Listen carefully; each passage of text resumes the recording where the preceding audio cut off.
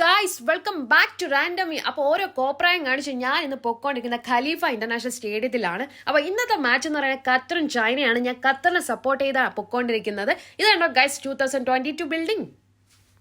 Guys നമ്മൾ സ്റ്റേഡിയത്തിൽ എത്തിയിരിക്കുകയാണ്. ഗൈസ് കൂട്ടം നിങ്ങൾ കണ്ടു ഗൈസ്.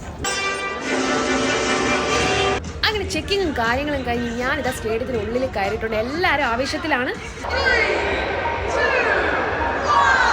അതാ നമ്മുടെ മാച്ച് സ്റ്റാർട്ട് ചെയ്തിരിക്കുകയാണ് ഗൈസ്. ഒരു രക്ഷയില്ല ഇന്നത്തെ മാച്ച് എന്ന് പറയുന്നത്. കാരണം ഒപ്പത്തിനൊപ്പം ഉള്ള ഒരു മാച്ചായിരുന്നു. ചൈന ആവട്ടെ ഖത്തർ ആവട്ടെ ഒന്നും പറയാനില്ല. ഞാൻ ഒരുപാട് എൻജോയ് ചെയ്തു. ഇത് കണ്ടോ ഗൈസ്, ഇത് ഹാഫ് ടൈമിൽ നമ്മുടെ സ്റ്റേഡിയത്തിനുള്ളിലുള്ള കാഴ്ചയാണ്. ഹാഫ് ടൈമിൽ ഇങ്ങനെയാണ് നമ്മുടെ സ്റ്റേഡിയം.